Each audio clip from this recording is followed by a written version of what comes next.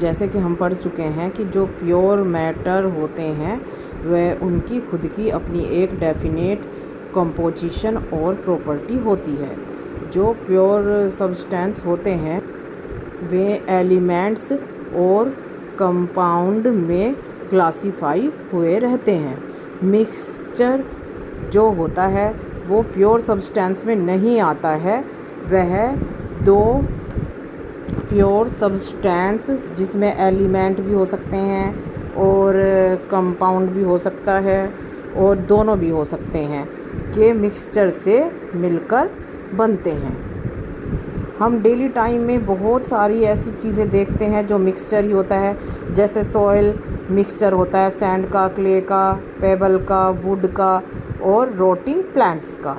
जो रॉक्स होती हैं वे बहुत सारी डिफरेंट मिनरल्स से बनकर मिक्स होकर बनी होती है। एयर बहुत सारी गैसेस का मिक्सचर होता है, मेनली नाइट्रोजन और ऑक्सीजन का। टाइप ऑफ मिक्सचर, जो मिक्सचर है उसका क्लासिफिकेशन हुआ रहता है जिनका नाम होता है होमोजीनियस और हेट्रोजीनियस। होमोजीनियस वे मिक्सचर होते हैं जो एक दूसरे में बहुत अच्छे से घुल जाते हैं। जैसे अगर हम पानी के अंदर शुगर को या सॉल्ट को मिक्स करेंगे तो वे एक दूसरे में बिल्कुल समा जाएंगे, उसे हम होमोजीनियस मिक्सचर कहते हैं। इसके जो कंपोनेंट्स होते हैं वे यूनिफॉर्मली डिस्ट्रीब्यूट हो जाते हैं। यहाँ पर जो उन्हें सेपरेट करने वाली कोई बाउंड्री नहीं होती है, मतलब बहुत अच्छे से एक दूसरे में मिक्स हो जाते हैं। अब देखते हैं second, heterogeneous mixture. Heterogeneous mixture वे मिक्सचर होते हैं जो एक दूसरे के अंदर कंप्लीटली मिक्स नहीं होते, मतलब यूनिफॉर्मली मिक्स नहीं होते, डिस्ट्रीब्यूट नहीं होते। उसमें जो भी कंपोनेंट हैं वो सेपरेटली देखे जा सकते हैं तथा उनके बीच में एक विजिबल बाउंड्री भी दिखाई पड़ती है जो एक दूसरे को अलग दर्शाती है। इसमें हम जो एग्जाम्पल है कह सकते हैं, जब ऑयल को वाटर में मिक्स किया जाता है तो वे हेट्रोजीनियस मिक्सचर का ही एक उदाहरण है। जो होमोजीनियस मिक्सचर होते हैं वो दो प्रकार के होते हैं, नंबर 1 एलॉयज़ और नंबर 2 सॉल्यूशन। पहले हम एलॉयज़ की बात करते हैं। जब दो या दो से अधिक मेटल या फिर एक मेटल और एक नॉन मेटल को मिक्स किया जाता है इसे एलॉय कहते हैं। इसके एग्जाम्पल के रूप में हम कह सकते हैं कि कॉपर और जिंक को मिलाकर ब्रास बनता है, कॉपर और टिन को मिलाकर ब्रॉन्ज बनता है और दूसरी साइड आयरन और कार्बन को मिलाकर स्टील बनता है। ये सब एलॉयज़ के एग्जाम्पल हैं। अब बात करते हैं सॉल्यूशन की। जब एक सॉलिड किसी लिक्विड में डिज़ोल्व हो जाता है या फिर एक लिक्विड किसी दूसरे लिक्विड में डिज़ोल्व हो जाता है उसे सॉल्यूशन कहते हैं। जैसे कि सोल्ट को या फिर शुगर को वाटर में मिला देना, ये एक सॉल्यूशन का उदाहरण है। अब इसमें ये तीनों चीज़ अलग अलग नाम से कहलाती हैं।